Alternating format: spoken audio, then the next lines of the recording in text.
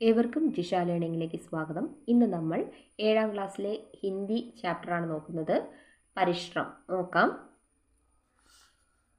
कुछ लोग सफलता के केवल स्वप्न देखते हैं जबकि अन्य व्यक्ति चाहते हैं और गड़ी मेहनत करते हैं.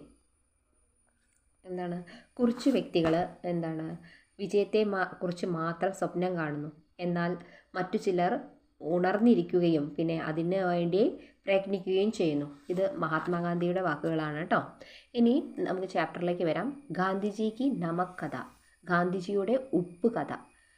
ഉദയൻ വാജ്പേയി ആണ് ഈ കഥ എഴുതിയിരിക്കുന്നത്. നമുക്ക് നോക്കാം. एक राजा की 3 बेटियां थी. तुम चाहते तो उस राजा की 4 बेटियां भी हो सकती है इस कहानी में. ഒരു രാജാവിന് 3 പെൺമക്കൾ ഉണ്ടായിരുന്നു. വേണമെങ്കിൽ ഈ കഥയിൽ രാജാവിന് 4 പെൺമക്കളും ഉണ്ടായിരിക്കാം. രാജാനെ ഉസ്നെ പൂച്ചാ കി വോ ഉനെ കിത്നാ പ്യാർ കർത്തി ഹേ. രാജാവ് അവരോട് ചോദിച്ചു, എന്നെ എത്രമാത്രം സ്നേഹിക്കുന്നു എന്ന്.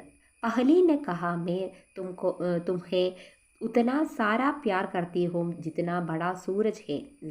ഒന്നാമത്തെ ആൾ പറഞ്ഞു, ഞാൻ സൂര്യൻ്റെ അത്ര വലുപ്പത്തിൽ നിങ്ങളെ ഞാൻ സ്നേഹിക്കുന്നു എന്ന്. രാജാനെ ഖുഷി സെ സിർ ഹിലായ. രാജാവ് സന്തോഷം കൊണ്ട് തലയാട്ടി. സിർ ഹിലായ എന്ന് പറഞ്ഞാൽ തലയാട്ടുക എന്നാണ്. ഇനി ദൂസരി നെ കഹാ മേ തുംഹെ ഉതനാ ചാഹത്തി ഹൂം ജിതനാ ചാന്ദ് സിതാരോ ആസ്മാൻ മേ ഹേ. രണ്ടാമത്തെ ആൾ പറഞ്ഞു, ആകാശത്തിലെ ചന്ദ്രൻ്റെയും നക്ഷത്രങ്ങളുടെയും അത്ര ഞാൻ നിങ്ങളെ സ്നേഹിക്കുന്നു എന്ന്. രാജാനെ ഖുഷി സെ സിർ ഹിലായ ആൻഡ് തീസരി ബേട്ടിക്ക് തരഫ് ദേക്ക. രാജാവ് സന്തോഷം കൊണ്ട് തലയാട്ടി മൂന്നാമത്തെ കുട്ടിയുടെ നേരെ നോക്കി. അപ്പോൾ എന്താ മൂന്നാമത്തെ കുട്ടി പറയുന്നത്? തീസരി ചുപ് ഗഡി തീ. ഒന്നും മിണ്ടാകാതെ നിൽക്കുകയായിരുന്നു. യഹ് ബോലി, അവൾ പറഞ്ഞു, മേ തുംഹോ ഗാനെ മേ നമക് ജിത്ന പ്യാർ കർത്തി ഹോ. ഭക്ഷണത്തിൽ ആവശ്യമുള്ളത്ര ഉപ്പ് പോലെ ഞാൻ നിങ്ങളെ സ്നേഹിക്കുന്നു എന്ന്. കഹാനി ലംബി ചൽത്തി. കഥ നീണ്ടുപോകുന്നുണ്ട്. പഹലെ രാജാക്കെ യഹ് ജവാബ് പസന്ത് നഹി ആത്ത. ഈ പറഞ്ഞത് രാജാവിന് ഇഷ്ടമായില്ല. പർ കഹാനി മേ അന്ത് മേ യഹ് രാജാ ഖാനെ മേ തഥാ ജീവൻ മേ നമക് കെ മഹത്വ കെ സംജാത്താ ഹേ. എന്നാൽ കഥയുടെ അവസാനത്തിൽ ഭക്ഷണത്തിലും ജീവിതത്തിലും ഉപ്പിൻ്റെ പ്രാധാന്യം രാജാവിന് മനസ്സിലായി. തബ് അപ്നി ചോട്ടി ബേട്ടി കെ പ്യാർ കി ഗഹരായി കെ സംജാത്താ ഹേ. അപ്പോഴാണ് രാജാവിന് തൻ്റെ ചെറിയ മകൾക്ക് തന്നോടുള്ള സ്നേഹത്തിൻ്റെ ആഴം മനസ്സിലായത്. ഓക്കെ, ഇനി അടുത്ത് നോക്കാം. തും ധ്യാൻ സെ പഠോ തോ പാവുകെ कि यह कहानी न तो राजा की है न उनकी पसंद की. यह कहानी न उनकी बेटियों के बारे में है न उनके कहने के बारे में. यह नमक की कहानी है. महात्मा गांधी ने भी एक नमक की कहानी लिखी थी. സോറി. ഈ കഥ രാജാവിൻ്റെയോ അയാളുടെ ഇഷ്ടത്തിൻ്റെയോ അല്ല.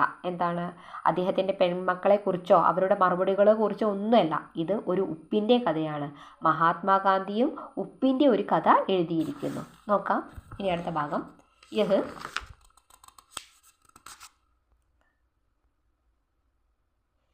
यह कहानी उन्होंने भूलकर नहीं लिखी. यह कहानी उन्होंने चलकर लिखी थी. यह कहानी उन्होंने सैकड़ों मिल चलकर लिखी थी. यह उनके साथ चल रहे देश भर को लोगों ने लिखी थी. वो सब हमारे देश में अंग्रेज़ों द्वारा की जा रही अंधाधुंध लूट से चिंतित थे, जो हमारे देश के अंग्रेज़ों के चंगुल से छुड़ाना चाहते थे, जिन्होंने भारत देश के नई तरह से चलने का सपन आंखों में लिया था. ഈ കഥ അദ്ദേഹം സംസാരിച്ചു കൊണ്ടല്ല എഴുതിയത്. 100 കണക്കിന് മൈലുകൾ നടന്നുകൊണ്ട് എഴുതിയതായിരുന്നു. അദ്ദേഹത്തോടൊപ്പം ഉണ്ടായിരുന്ന രാജ്യത്തുടനീളമുള്ള ആളുകൾ എഴുതിയതായിരുന്നു ആ കഥ.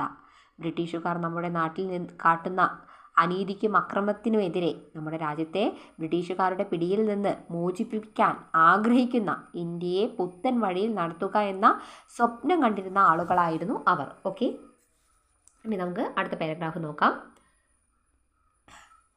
उन दिनों अंग्रेज़ों ने भारत में नमक पर टैक्स लगा रहा था। इससे नमक बहुत महंगा हो गया था। अंग्रेज़ों ने भारत के लोगों के गुद नमक बनाने से रोक रेगा था। अगर कोई अपने ही समुद्र के पानी से नमक बनाता उस सजा हो सकती थी. എന്താണ് അക്കാലത്ത് ബ്രിട്ടീഷുകാർ ഇന്ത്യയിൽ നിന്ന് ഉപ്പിന് നികുതി ഏർപ്പെടുത്തി.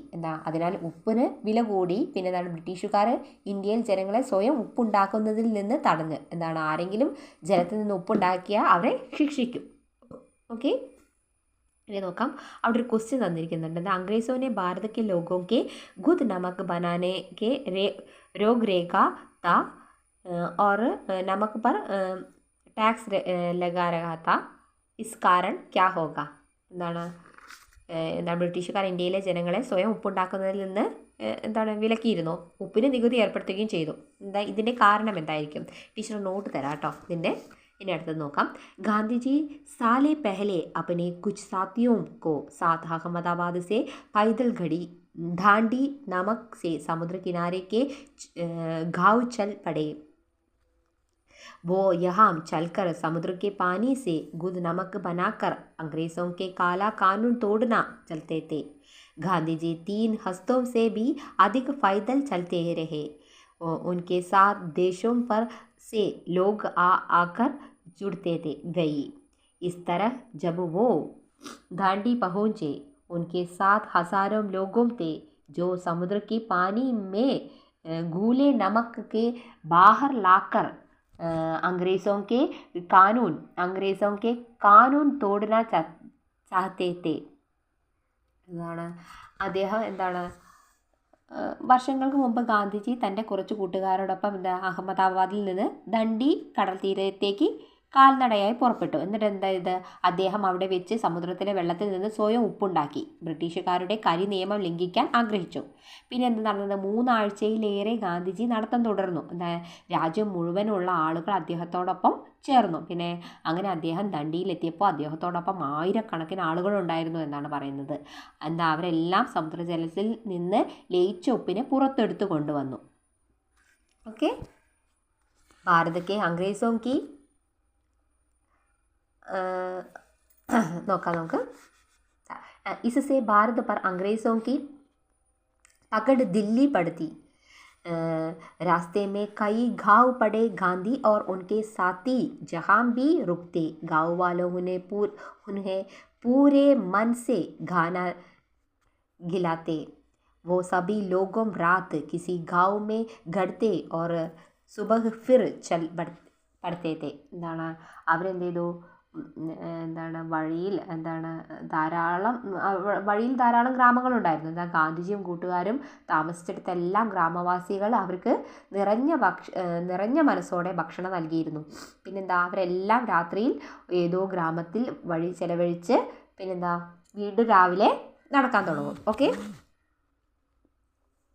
ഇനി അടുത്തത് നോക്കാം. दांडी पहुँचने की सभी की समुद्र के आसमान तक फैला विस्तार दिखा. ദാണ്ഡി പഹുഞ്ചത്തേക്ക് ദാണ്ഡിയിൽ എത്തിയപ്പോൾ എന്താ സംഭവിച്ചത്? ആകാശത്തോളം പരന്നു കിടക്കുന്ന കടലിൻ്റെ വിസ്തൃതി എല്ലാവരും കണ്ടു. ലഹരെ दिखी. लहरों में चमकता सूरज दिखा. किनारों के घंटों में नमक के घड़ा हुआ पानी और अपने आप बना नमक दिखा. उन सभी को गांधी जी ने यहाँ लाकर पूरी देश को अंग्रेज़ों ने मुक्त होने का रास्ता दिखा दिया. हमारे दोस्त और कहानीकार आनंदमूर्ति कहते थे कि जब गांधी जी ने समुद्र किनारे हाथ में मुट्ठी पर नमक उड़ाया, उन्होंने देश को आज़ाद होने का रास्ता खोल दिया. 17 वर्ष बाद देश सचमुच उस रास्ते पर चलता हुआ आज़ाद हो गया. അങ്ങനെ അവരെന്ത് ചെയ്തു, എന്താണ് ദണ്ഡിയിലെത്തിയപ്പോൾ അവിടെ എന്താ ആകാശത്തോളം പരന്നു കിടക്കുന്ന കടലിൻ്റെ വിസ്തൃതി എല്ലാവരും കണ്ടു, തിരമാലകൾ കണ്ടു, പിന്നെ തിരമാലകളിൽ തിളങ്ങുന്ന സൂര്യനെ കണ്ടു, തീരത്തെ കുഴികളിൽ ഉപ്പ് കലർന്ന വെള്ളവും സ്വയം രൂപപ്പെട്ട ഉപ്പും കണ്ടു. പിന്നെ എന്താ കണ്ടത്, അവരെല്ലാം ഗാന്ധിജിയെ അവിടെ കൊണ്ടുവന്നത് എന്താ, രാജ്യത്തെ ബ്രിട്ടീഷുകാരിൽ നിന്ന് മോചിപ്പിക്കാനുള്ള വഴി കാണിച്ചു കൊടുത്തു അല്ലേ. എന്താണ്, എന്നിട്ട് ഗാന്ധിജി സമുദ്രതീരത്തിൽ നിന്ന് എന്താ ഒരു പിടി ഉപ്പ് വാരിയെടുത്തപ്പോൾ അദ്ദേഹം സ്വാതന്ത്ര്യത്തിലേക്കുള്ള വഴി തുറന്നു എന്നാണ് അദ്ദേഹത്തിൻ്റെ സുഹൃത്തും കഥാകൃത്തുമായ അനന്തമൂർത്തി പറയുന്നത്. ഓക്കെ, ആ വഴിയിലൂടെ നടന്ന് 17 വർഷങ്ങൾക്ക് ശേഷം രാജ്യം സ്വാതന്ത്ര്യമായി. ഓക്കെ, ഇസ് കഹാനി മേ ഓർ ബി ഖയി ഭീതരി ഘുമാവ് ഹേ. എന്താണ്, ഈ കഥയിൽ ഇനിയും ആന്തരികമായ ധാരാളം വഴിത്തിരിവുകൾ ഉണ്ട്. തും യഹ് സബ് ഗുദ് ഗുദ് ഹോജെ गुद यह होजे कि हम किन किन रास्ते में अंग्रेज़ों के चंगुल से ചൂടുത്തെ. എന്താ പറയണത്, ഈ കഥയിൽ ഇനിയും ആന്തരികമായ ധാരാളം വഴിത്തിരിവുകളുണ്ട്. അവയെല്ലാം നിങ്ങൾക്ക് സ്വയം കണ്ടെത്താൻ എന്താണ്, എന്നിട്ട് ബ്രിട്ടീഷുകാരുടെ പിടിയിൽ നിന്ന് എന്താണ് മോചനം നേടിയ എന്തൊക്കെ വഴികളിലൂടെയാണെന്ന് സ്വയം കണ്ടെത്താൻ പറഞ്ഞിട്ടുണ്ട്. ഇനി അവിടെ ഒരു ക്വസ്റ്റ്യൻ തന്നിരിക്കുന്നുണ്ട്, എന്താ 17 വർഷ ബാദ് 17 वर्ष बाद देश सचमुच उस रास्ते पर चलते हुए आज़ाद हो गया. പിന്നെ इस रास्ते में हुई എന്താണ് മുഖ്യദണ്ഡനായ ക്യാ ക്യാ ഹേ എന്ന് ചോദിച്ചിട്ടുണ്ട്. അപ്പോൾ എന്താ എഴുതേണ്ടത്, എന്താണ് ഹസയോഗ് ആന്തോളൻ അല്ലേ, പിന്നെ ഭാരത് ജോഡോ ആന്തോളൻ, പിന്നെ സ്വതന്ത്രത. ഓക്കെ, ഇനി ഇതിൻ്റെ നോട്ട് തരാം കേട്ടോ. ഇത്രയുമാണ് ഇന്നത്തെ ക്ലാസ്. ഇനി ഇതിൻ്റെ നോട്ട് ഇതോടൊപ്പം ടീച്ചർ അടുത്ത ക്ലാസ്സിൽ നൽകാം. എല്ലാവരും നന്നായിട്ട് പഠിക്കാം. Okay, thank you for watching.